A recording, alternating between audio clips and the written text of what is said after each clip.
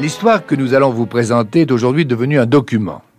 Il s'agit du portrait de Michel Serrault, vu par lui-même et par l'un des plus grands auteurs du cinéma français, Michel Audiard. Ils venaient alors de travailler ensemble sur un film qui a eu beaucoup de succès, Garde à vue, dont la mise en scène était signée Claude Miller. L'autre jour, il y a un journaliste qui est venu me voir et je lui dis: comment voulez-vous qu'on bavarde? Voulez-vous que c'est l'interview tasse de thé? Je vais vous offrir le thé, ou un scotch, je sais pas, ou un porto, suivant vos goûts. Ou alors, je vais essayer de vous dire ce que je pense vraiment. Alors, vous me dites ce que vous voulez, n'est-ce pas? Je peux faire marcher, je suis comédien, je peux faire marcher le registre, ou le persifleur, ou le monsieur qui dit à peu près la vérité, à peu près, parce qu'on peut pas aller, je veux dire, on peut pas blesser les gens. Vous comprenez, c'est ça, il faut savoir ce qu'on veut. Mais je trouve aussi, n'est-ce pas, qu'on a tort de ne pas dire ce qu'on pense. La vérité, je ne prétends pas avoir la vérité. Mais quand on me pose des questions sur mon métier ou sur la vie, c'est une trahison vis-à-vis de moi-même si je ne dis pas ce que je pense. Ce jour-là, Michel Serrault voulait dire ce qu'il pensait. Michel Audiard, lui, tenait à dire ce qu'il croyait. Je crois que Serrault n'est absolument qu'au début de sa carrière. Michel Audiard. Mais alors absolument au début. On va être surpris. Moi, je crois qu'il y a deux acteurs comme ça qui n'ont pas fini de surprendre, c'est lui et Depardieu. Ce sont des acteurs qui ont une telle puissance, une telle dynamique en eux, que pour moi, Serrault débute. Moi, voilà ce que je pense très sincèrement. On va assister à une carrière cinématographique époustouflante de Serrault. Peut-être au détriment de sa carrière théâtrale, parce qu'il va prendre de plus en plus goût au cinéma, c'est ça, je le pense. Oui, vous savez, les gens disent sur moi des choses. Moi, je suis très surpris. L'autre jour, Audiard a dit de moi, avec moi d'ailleurs, j'étais à côté de lui, il m'a dit: mais ce qui est formidable avec Serrault, c'est un fou. Mais il a dit: non, c'est pas. Mais je vous dis, c'est un vrai fou. Moi, je crois qu'il est complètement fou dans sa tête, Serrault. Je le pense très sincèrement. Ah, je veux dire, bon. Je dirais, je serais totalement fou, n'est-ce pas? J'accepterais ça si je n'étais pas quand même conscient. Si j'étais inconscient, mais je pense que non, je réfléchis, enfin, je sais très bien ce que je fais quand même. Mais on est fabriqué de telle façon qu'on peut laisser les vannes ouvertes, vous voyez. On a chacun en nous-mêmes, on a des possibilités de délirer, mais de délirer consciemment. Il y a des gens qui ferment la porte au délire. On a tous en nous, on se ferme ou on s'ouvre.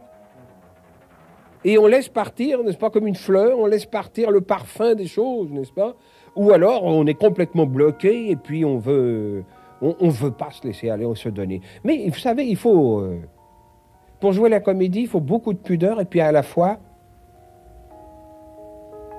il faut dépasser la pudeur, mais il faut quand même se laisser aller.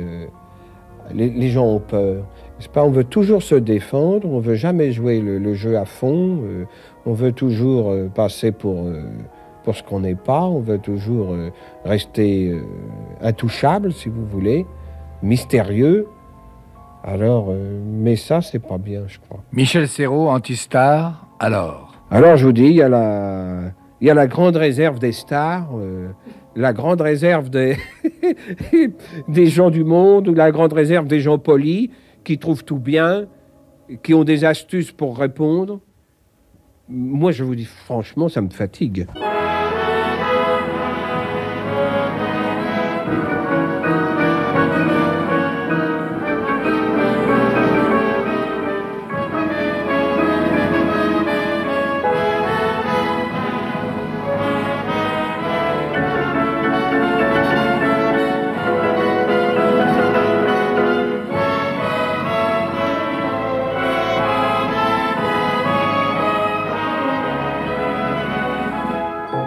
Il n'est jamais péremptoire, Serrault. Michel Audiard. Je ne pense pas qu'il décrétera un tel est un ringard ou un tel est comme ça, parce que il dit on nous a traités de ringards pendant des années.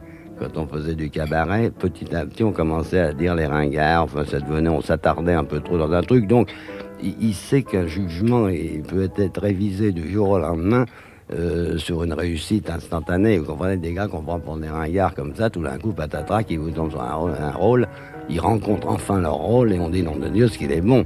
Hein, c'est arrivé, je ne veux pas citer de nom pour faire de peine à personne, mais des acteurs qu'on croyait très mauvais ont tout d'un coup rencontré le personnage de leur vie, et non, ils ont fait des performances. Donc Serrault, je ne crois pas, portera pas de jugement hâtif sur des types, non pas par bonté, je ne crois pas bon. Serrault, je crois même qu'il est volontiers agressif. Parce que les gens jugent. Les juges quoi? Qu'est-ce qu'ils savent, n'est-ce pas? Ils ne savent rien du tout. Ils ont entendu, ils ont des principes. Quelle morale? Expliquez-moi ce que vous pensez. Dites-moi pourquoi vous osez dire ça, n'est-ce pas? Pour juger les gens, méfions-nous et faisons très attention, n'est-ce pas? Je crois qu'il faut avoir une ouverture tout à fait extraordinaire sur les choses et sur les personnes. Alors ça m'amuse beaucoup. C'est la condition humaine, n'est-ce pas? C'est que nous ne sommes pas faits d'un seul bloc.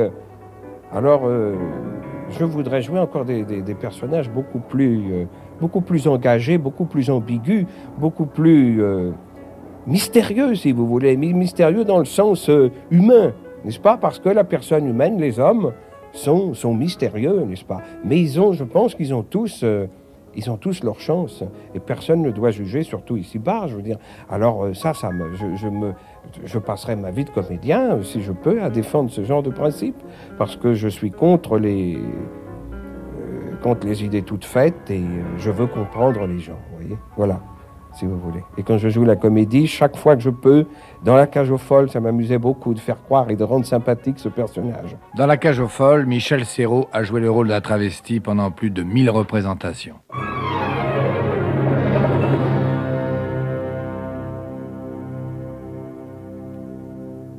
J'aime bien jouer des personnages et en les sauvant toujours. Je jouerai n'importe quelle crapule parce que je pense que nous sommes tous sauvés. C'est pas que finalement. Donc, dans chaque individu, je suis persuadé qu'il y a quelque chose de formidable. Je suis pour l'espérance à tous les niveaux, n'est-ce pas? Et je pense que quand on a perdu l'espérance, il n'y a plus de vie. Alors, je suis bien entendu contre la peine de mort. Il arrive parfois à avoir un œil d'assassin, c'est extraordinaire, Serrault. Michel Audiard. Et puis il peut, dans la minute d'après, tout d'un coup, faire une bouffonnerie, une drôlerie. C'est là qu'il est passionnant, c'est ces changements d'octave qu'il a tout d'un coup, mais d'une seconde à l'autre. Il est imprévisible, Serrault, totalement imprévisible. On ne sait pas qui sommes-nous, n'est-ce pas? Il n'y a que Dieu qui sait exactement qui nous sommes. Michel Serrault n'a pas fait ses études dans un collège religieux. Mais au cours de son enfance, il a souvent rêvé d'entrer au séminaire. Quand Serrault dit qu'il voulait être séminariste, je ne le crois pas tout à fait. Michel Audiard. Je ne sais pas s'il n'a pas inventé ce séminariste simplement pour dérouter l'ennemi. Je ne suis pas tout à fait con. Mais après tout, c'est possible. Moi, j'ai bien voulu être évêque, alors je ne vois pas pourquoi il n'aurait pas voulu être séminariste. Vous savez, en France, l'année de la première communion, quand on est élevé dans des familles classiques comme ça, on est en général un petit peu enfant de cœur. Je connais très peu de mômes à Paris de ma génération. Je parle qu'on pourrait été au moins 3 mois enfant de cœur. Alors, à ce moment-là, la soutane, le surplis, on se dit, mais au fond, je suis un très bel évêque. Moi, j'ai cru ça. Je pensais pas au curé de campagne, je pensais à l'évêque. Mais alors qu'il ait eu envie d'être séminariste, il aurait d'ailleurs eu une tronche de séminariste intéressante, mais ça c'est pas une vocation qui a dû le poursuivre très longtemps, je crois. Non, je ne sais même pas s'il est croyant, Serrault, à la limite, j'en suis pas tout à fait sûr. En tout cas, il m'en a jamais parlé. Il m'a parlé de son séminaire, il m'a pas parlé de sa foi, ce qui aurait quand même été peut-être plus intéressant. Moi, vous savez, moi je suis chrétien. Alors, disons que tout ce que je peux vous dire, ça tourne autour de ce principe. Par exemple, si je récite le credo catholique, j'adhère totalement à ce que je dis. Pour moi, ça ne fait pas de doute, n'est-ce pas? Oui, c'est ce que je crois. Alors, ma vie est axée là-dessus, mais pas d'une manière, comment dirais-je, je pense avoir en même temps de l'humour, si vous voulez.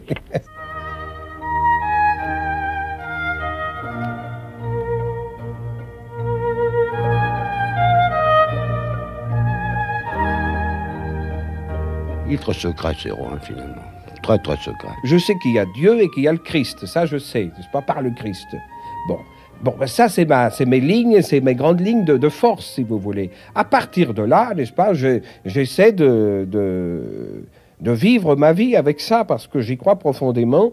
Et ça me semble en plus tout à fait logiquement, raisonnablement, très valable, n'est-ce pas? Vous savez qu'on a plusieurs foi. On a une foi qui vous vient de Dieu, une espèce de grâce, je pense, j'y crois. Et puis, parallèlement, vous avez la réflexion sur les choses. Eh bien, c'est pas incompatible, vous savez. Et je pense qu'il y a des gens très, très intelligents qui croient en Dieu. Je veux dire qu'on veut toujours séparer, n'est-ce pas, la foi un peu du charbonnier avec une certaine réflexion sur la foi. Alors ça, moi, je suis pas du tout d'accord. Je pense que c'est ces deux chemins différents, n'est-ce pas, mais pour aboutir au même résultat. Alors bon, moi, c'est comme ça que je crois. Et alors, tout ce que je fais, si vous voulez, ça s'oriente là-dessus. Et c'est basé là-dessus.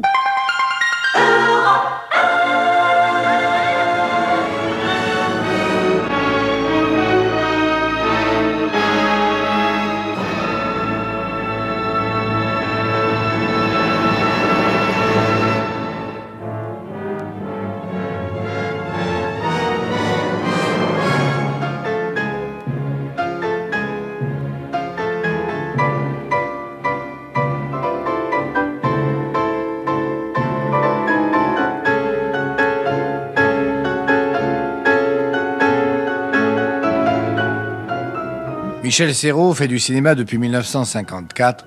Pendant longtemps, il n'a joué que des seconds rôles dans des comédies légères. Aujourd'hui, les metteurs en scène et les producteurs lui confient des personnages graves de premier plan. Maintenant, il faudrait revoir tout ce que j'ai fait pour tirer des conclusions, et moi-même, je ne sais pas. Mais je pense que la vie est dérisoire. Mais en même temps que je dis la vie est dérisoire, elle est magnifique. Elle est dérisoire parce que ça n'est qu'un passage. Les gens qui pensent vivre leur vie ou faire des chefs-d'œuvre ou laisser des traces, je pense que tout ça est dérisoire, n'est-ce pas? Quand j'entends des gens autour de moi, des gens de mon âge qui me disent « Ah, moi, maintenant, il faut qu'on profite de la vie, on a un tel âge », ça me paraît dérisoire. Comment voulez-vous compenser la perte de la vie avec quelqu'un qui se dit à 50 ans, il me reste quelques années à vivre, il faut que j'en profite, n'est-ce pas, dans tous les domaines. Ça me paraît dérisoire. Alors bon, ça c'est une chose que je pense. On ne peut pas compenser la vie. C'est quelqu'un qui vit profondément. Guy Marchand. Mais on sent qu'il a son drame et qu'il le met tellement en dérision qu'il nous fera toujours rire ou sourire. Et c'est toujours profond le sourire qu'on a vis-à-vis de lui. Vous voyez ce que je veux dire? C'est-à-dire qu'on n'a jamais un sourire superficiel, de quelque chose de cocasse. On peut rire à gorge déployée sur ce qu'il fait, même s'il fait une clownerie tellement énorme. Quelque chose est sous-jacent. Pas de tragique, si vous voulez, mais enfin de réellement humain, et même profondément humain. Vous savez, dans ma vie, il m'est arrivé des choses très graves, et que je pense qu'on ne peut pas vivre isolé. On est solidaires les uns des autres, on est comme une sorte de pyramide. Vous comprenez, moi je compte beaucoup sur les autres, comme je pense que certaines personnes peuvent compter sur moi. Je ne crois pas qu'on ait des... Vous savez, les gens ont toujours tendance à se croire uniques. On est unique vis-à-vis de Dieu, si vous voulez. Mais on n'est pas unique dans le monde. N'est-ce pas? Les gens ont tous des malheurs. Ils sont tous unis. Ils ont tous le plus grand malheur du monde. Ils ont tous... Moi, je suis désespéré. Regardez autour de moi. Je vais regarder justement autour de vous. Et vous verrez que le désespoir existe chez beaucoup de gens. C'est pas chez les autres. Alors, c'est une grande prétention de croire que moi, je suis fatigué. Moi, je suis malade. Moi, j'ai des malheurs. Mais je lui dis, non, mais secouez-vous un petit peu et vous verrez, regardez autour de vous. C'est la terre, ça, n'est-ce pas? C'est les hommes. Alors, il n'y a qu'à ouvrir sa télévision, il n'y a qu'à écouter la radio, il n'y a qu'à lire les journaux. Et puis, je veux dire que les gens se mettront un petit peu en sourdine, parce que, dans l'ensemble, quoi, ils ont, surtout ici, chez nous, en France, on a la vie belle. Il revient à ma mémoire des souvenirs familiers. Je revois ma blouse noire lorsque j'étais écolier.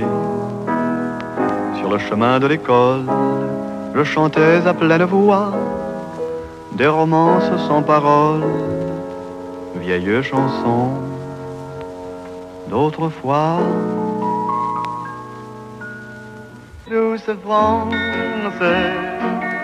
cher pays de mon enfance, bercé de tendre insouciance, je t'ai gardé dans mon cœur je t'ai gardé dans mon cœur.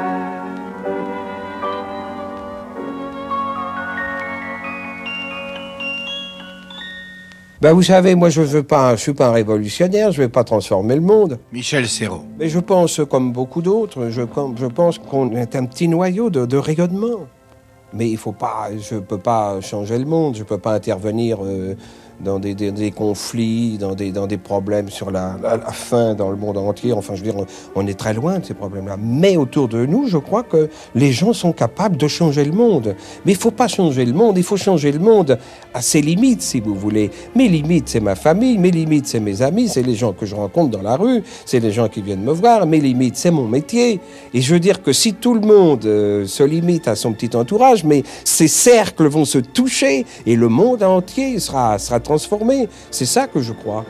J'y crois profondément et je ne suis pas le seul.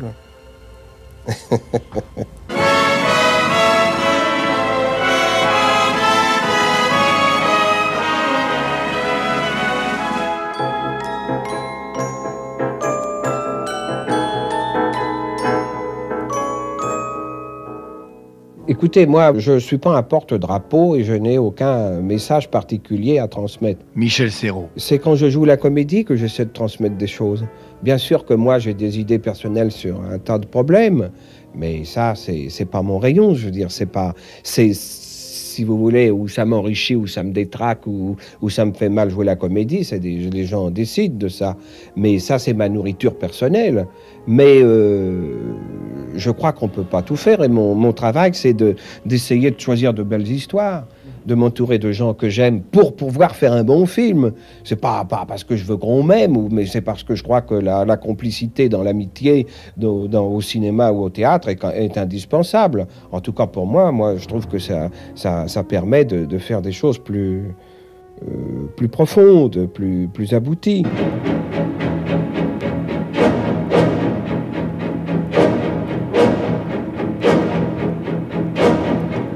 Il m'a dit une chose qui m'a beaucoup surpris une fois, Serrault, il m'a dit, tu sais, je vais me mettre en danger. Michel Audiard. C'est-à-dire que Serrault n'aime pas un rôle trop carré, trop définitif quand il arrive sur le plateau, avec un metteur en scène qui lui donne une place bien précise, avec 3 mots à dire et pas 4. Il n'aime pas tellement, il aime prendre des risques dans son interprétation. C'est-à-dire il aime foncer dans une scène, moteur, et là, il sait pas. Et au fond, je pense très sincèrement qu'il ne sait pas exactement ce qu'il va faire. Il part dans le brouillard, Serrault. Il saute dans le vide, hein, ça c'est sûr. Et je crois que c'est ça, ce que j'appelle le génie de Serrault, c'est ça, c'est un acteur qui travaille sans filet. Et on a de la chance, nous, parce que quand on rate un effet, on ne s'écrase pas, n'est-ce pas? C'est pas le trapéziste qui fait un saut périlleux puis qui s'écrase. Nous, on a cette chance-là. Mais moralement, on peut s'écraser. Pas, quand on prend des grands risques, plus c'est périlleux, plus ça peut être bien, plus il y a de risques. Plus c'est au bord de la chute. Mais ça, c'est quand même... c'est ça qu'il faut essayer de faire. Mais parce que, si vous voulez, il y a une manière mondaine, entendue, propre, conventionnelle, habituelle, comment on pourrait dire, de jouer la comédie, n'est-ce pas? Il y a des recettes.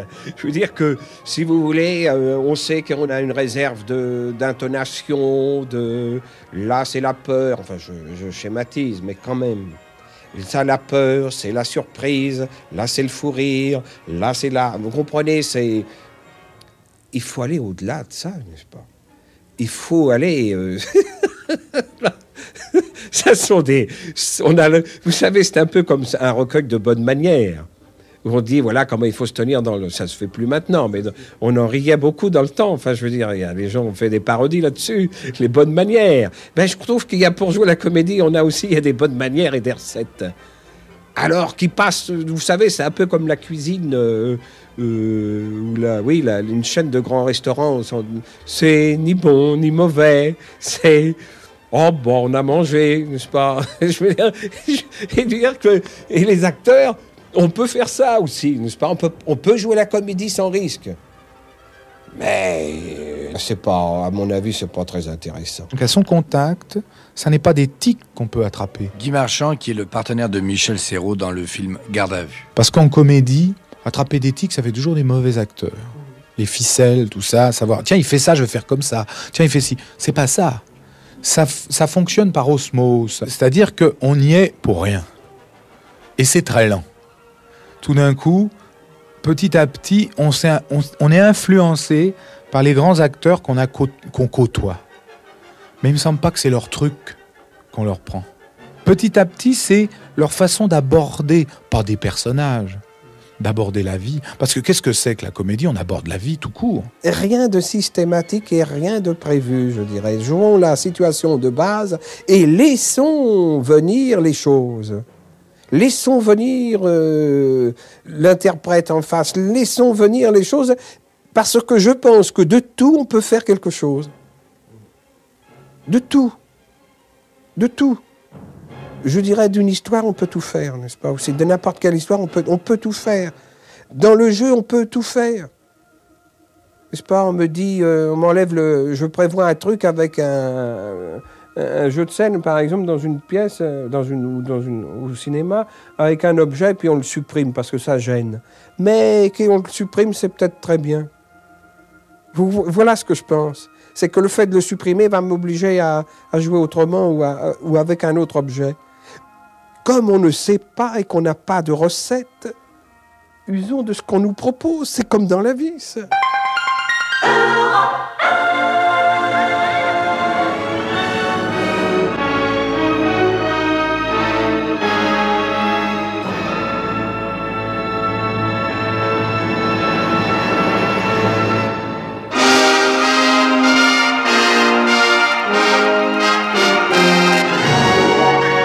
Michel Serrault est devenu maintenant un acteur important pour le cinéma.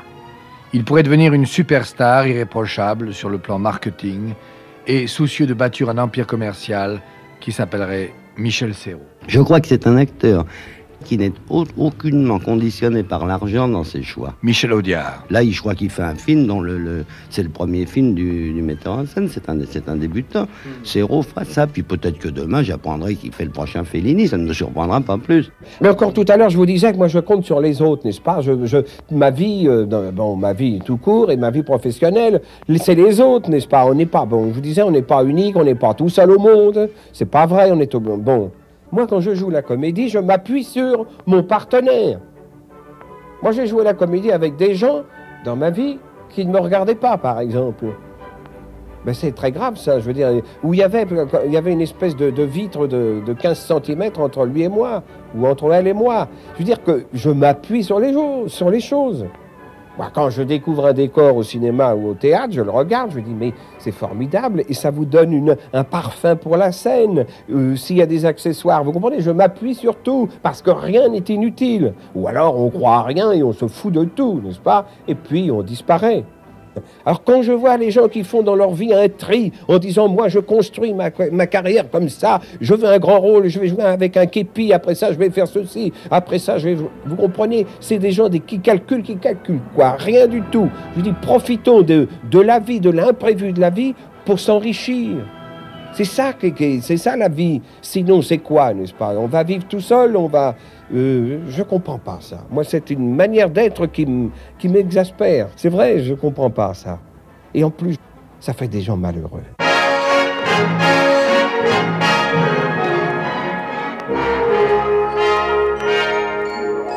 Depuis longtemps, on n'avait pas vu un tel succès au théâtre.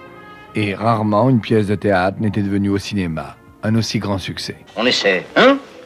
Il faut que tu apprennes comment un homme doit tenir une biscotte dans la main. La biscotte doit se tenir virilement, comme ça, regarde. Et le beurre, il faut l'étaler avec la même puissance, en surveillant son petit doigt. Allez. Viril, hein? N'aie pas peur d'appuyer, oui, c'est ça, c'est bien. J'ai cassé ma biscotte. Mais non, mais tu le fais exprès. Tu m'en veux, hein? Ça va encore. Non. Prends une autre biscotte. Je n'y arriverai jamais. Tiens-la bien, cette biscotte, bien fermement dans ta menotte, avec mesure et décision, une main de fer dans un gant de... D'accord, oui. Essaie encore, prends une autre biscotte. Oui, tu as raison, parce que finalement, ça n'est pas très grave, parce que quand même, J'ai encore d'autres biscottes. Le succès de la cage aux folles a été déterminant pour le vedettariat de Serrault. Michel Audiard. C'est-à-dire, ça l'a propulsé, le triomphe du film, non seulement en France, mais en Italie, qui a été énorme. Aux États-Unis, chose alors ahurissante, parce que moi, j'aurais pas parié à un bouton de culotte que ce film marche en Amérique, on voit pas pourquoi. Or, c'est un triomphe en Amérique. Comment faire comprendre que nous avons joué avec Poiret, on a joué La Cage des années ensemble. Michel Serrault. On n'est jamais rentré, n'est-ce pas, un soir, je le dis, je le répète, mais c'est parce que c'est pour bien montrer qu'on est systématiquement, vous savez, professionnellement, Jean a beaucoup de points communs avec moi, parce que nous nous sommes fabriqués un peu ensemble. Je peux pas, je veux dire que on s'est enseigné des choses mutuellement. Il s'est passé des choses en scène, forcément au théâtre, où on connaissait bien la pièce, où on se connaissait très bien. Il s'est passé des choses imprévues, mais qui n'a jamais été voulu, n'est-ce pas? Et surtout, jamais on est rentré en scène en disant « ce soir, on va faire ça, on va faire rire », comme hier. Jamais, jamais, jamais. On n'est jamais rentré tranquille en scène, en se disant « ils ont ri pendant un an déjà, ce soir, on est en roue libre ». Jamais, n'est-ce pas? Parce que je connais, et Jean aussi, nous connaissons la fragilité des choses dans ce métier. Et la fragilité d'un effet comique, la fragilité des choses qui ne sont que le fruit d'une disponibilité. Vous comprenez? Qui ne sont jamais le fruit d'un calcul. Et c'est ça qui est important, mais c'est ça qui épuise. Parce que vous allez faire un saut périlleux, mais on ne sait jamais comment on va se recevoir. Et c'est ça qui est magnifique. Mais je pense que c'est le métier, ça, n'est-ce pas? C'est là que le métier devient passionnant.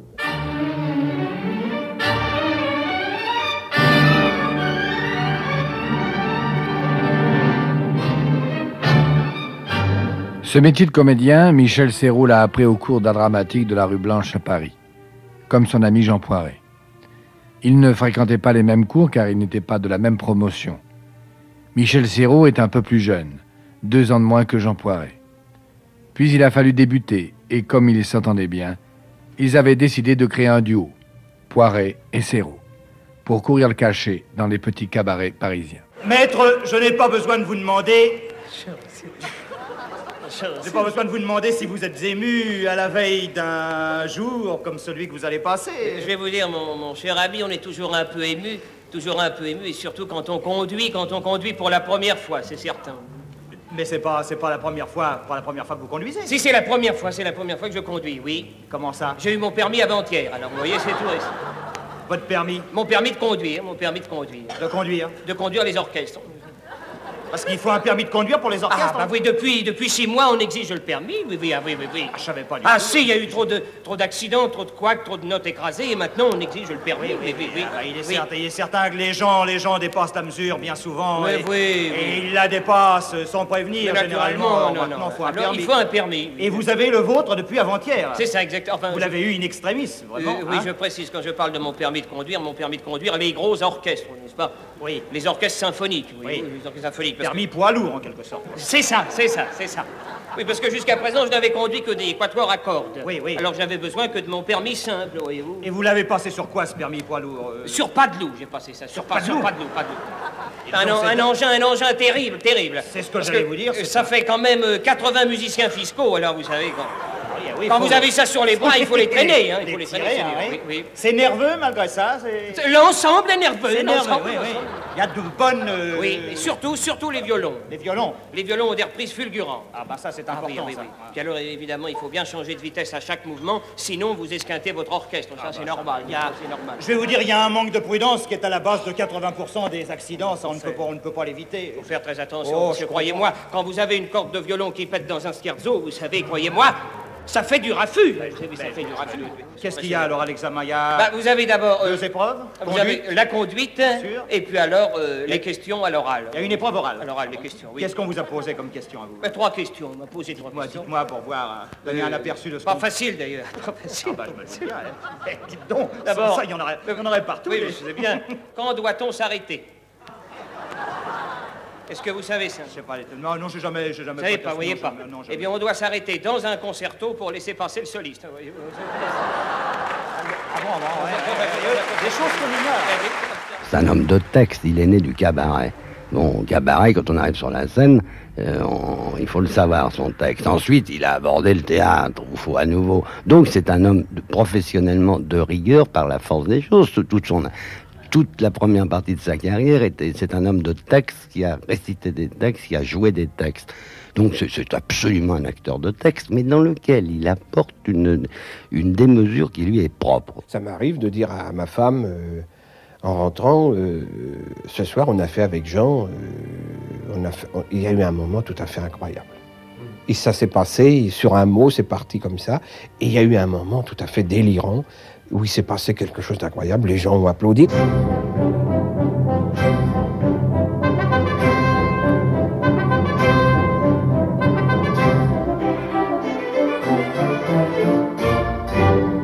Il faut laisser fleurir les choses, faire confiance à l'imprévu, être disponible. Voilà ce que répète souvent Michel Serrault en parlant de son métier. J'ai rencontré des gens, et je dirais presque des spécialistes du spectacle, n'est-ce pas, qui me disaient, moi je ne vais plus, nous n'allons plus au théâtre, parce que le théâtre, c'est factice, le théâtre, il faut payer sa place, on est mal assis, il faut louer quand ça marche bien, on entend les 3 coups, et puis le rideau, on voit un rideau rouge, et puis qui se lève, et puis on voit des gens avec un vieux salon qu'on a déjà vu 36 fois, ou une forêt, ou je ne sais quoi. Et il me dit, alors le théâtre, vous comprenez. Mais je lui dis, mais ce que vous me dites là, effectivement, c'est le théâtre. Et je dis, bravo. Bon, et puis maintenant, je veux dire, ça commence. Et voilà.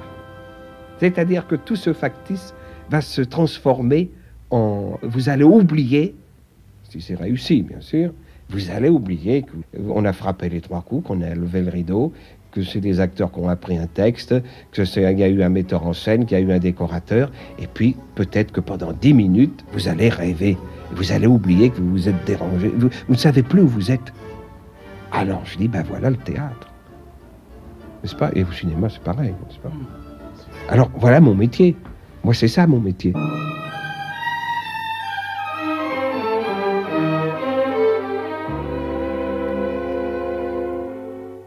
Dans un film, c'est un atout prodigieux d'avoir Serrault. Michel Audiard. Je pense que c'est beaucoup plus qu'un bon acteur ou même qu'un grand acteur. C'est un espèce de génie permanent de l'invention, de la folie.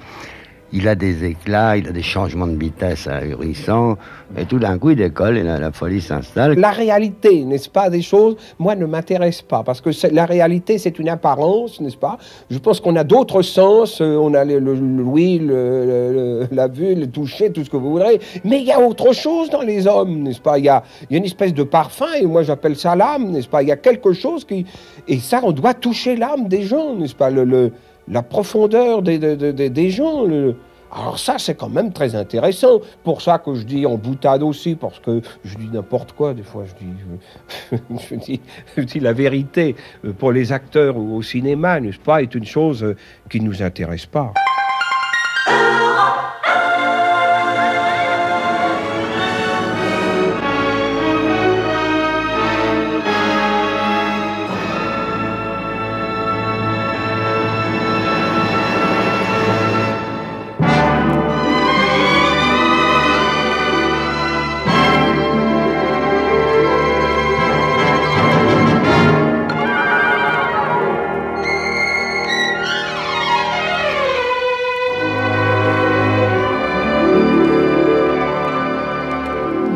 Lorsque nous avons rencontré Michel Serrault chez lui, c'était un samedi.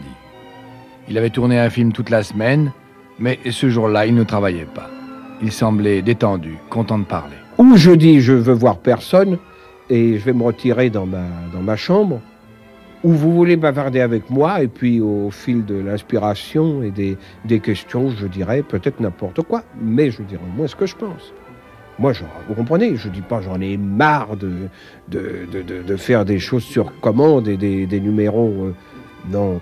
Bien sûr, là, vous enregistrez depuis un moment, là, mais je vous pouvez le garder pour vous, vous n'êtes pas obligé de le diffuser non plus. Vous allez l'écouter, et puis vous n'êtes pas... C'est pas... Mais encore une fois, c'est d'un bavardage, n'est-ce pas? Demain, vous avez un confrère qui va venir, et puis je vous dirai peut-être le contraire. Pas tout à fait, mais... Non, puis vous savez, il y a les nuances quand même. Moi, je vois, par exemple, quand je dis des choses aux journalistes, surtout les gens qui écrivent. Alors là, on ne peut pas dire je suis... Ah là, vous allez peut-être couper, enchaîner des mots, etc., ou sortir du contexte, comme on dit. Mais enfin, on peut trafiquer, on peut tout trafiquer. Par exemple, mais sans trafiquer, n'est-ce pas? Comme je ne suis pas très limpide et toujours très clair dans ce que je raconte, pour faire comprendre ce que je pense, il y a des gens qui éclaircissent ma pensée, si vous voulez, pour moi, n'est-ce pas, qui mettent des nuances ou qui précisent ce que je n'ai jamais précisé. Quand on vient préciser une espèce une chose laborieuse que j'essaie de dire moi-même, n'est-ce pas, et que je la vois écrite 2 jours après, ou 3 jours, ou 8 jours après, avec des précisions, je dis, mais attention, là, enfin, c'est le risque de ce genre de rencontre. Mais c'est pas toujours ce que je pense.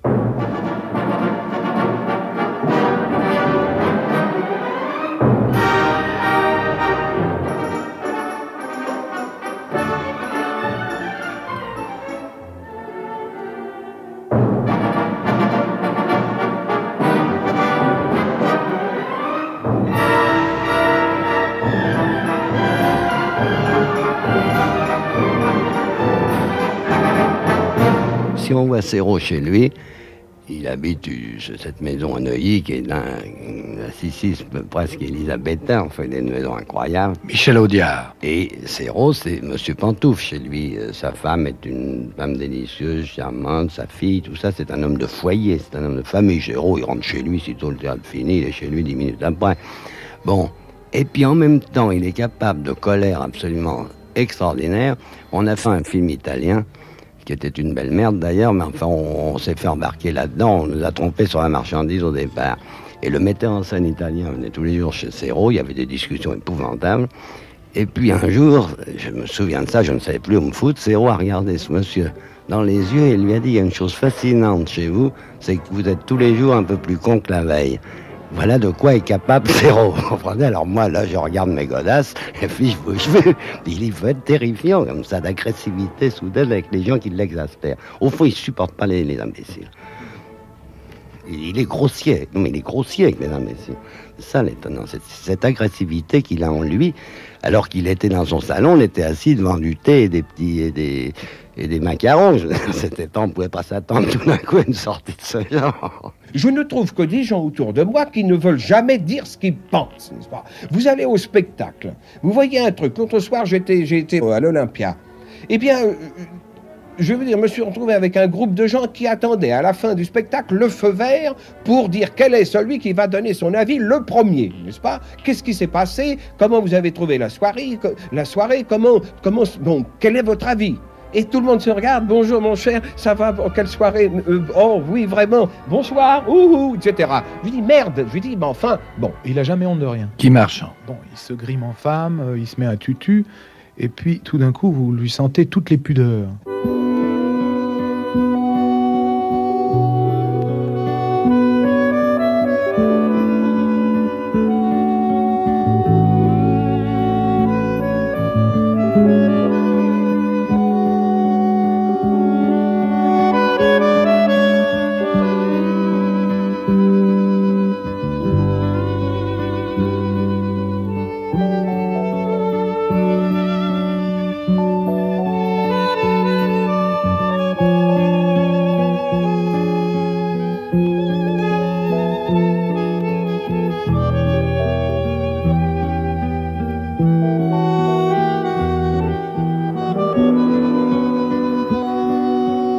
Du théâtre de boulevard, Michel Serrault est aujourd'hui passé au cinéma d'auteur et au grand rôle de films importants. Il a parfaitement conscience maintenant Michel Audiard. de sa valeur artistique et il veut pas, je pense qu'il veut plus la gaspiller, voilà, c'est ça. Il essaiera, il se trompera comme tout le monde, je vois tout le temps dans ce métier.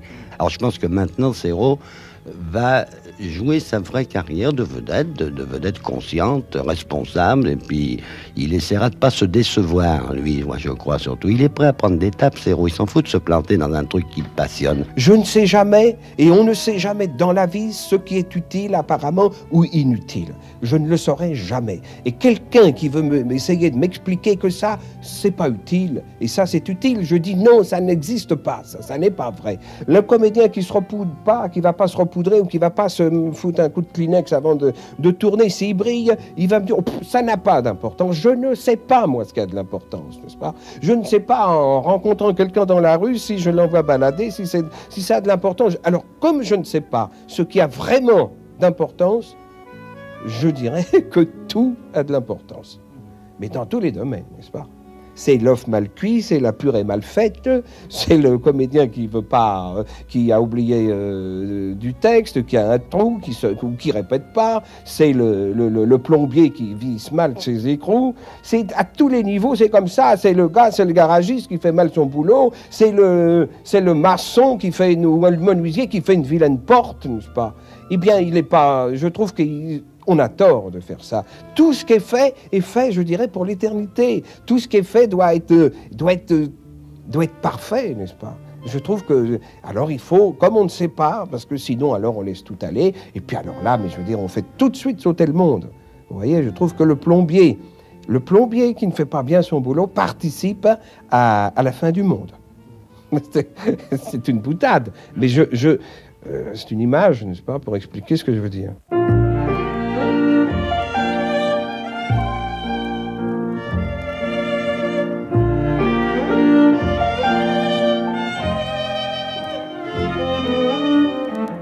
Alors Michel Serrault, c'est un cas.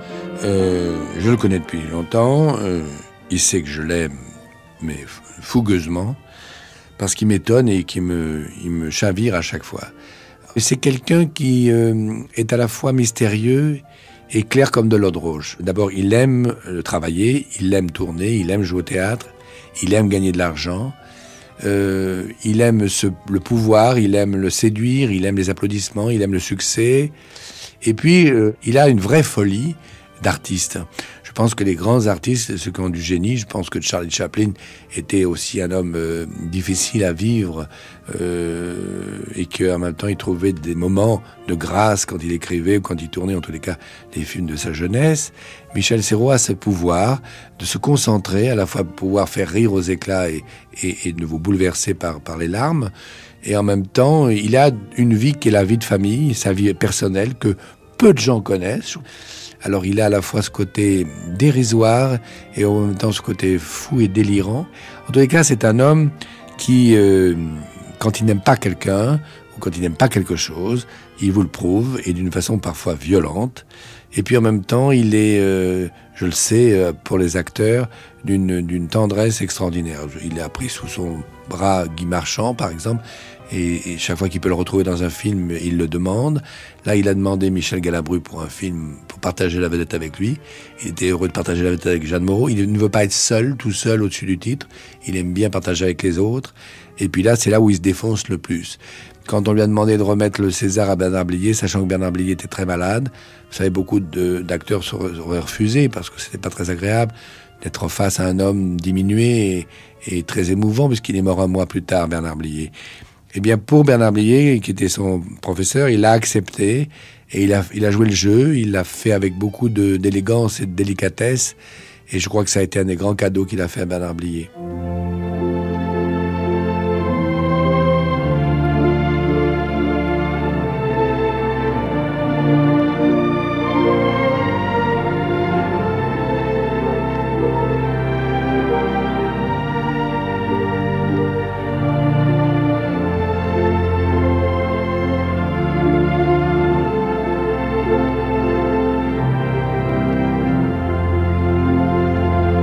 Je pense à la vie éternelle.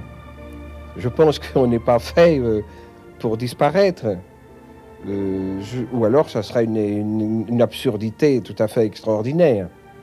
Alors, c'est pas un pari que je fais, mais je pense véritablement qu'on est unique et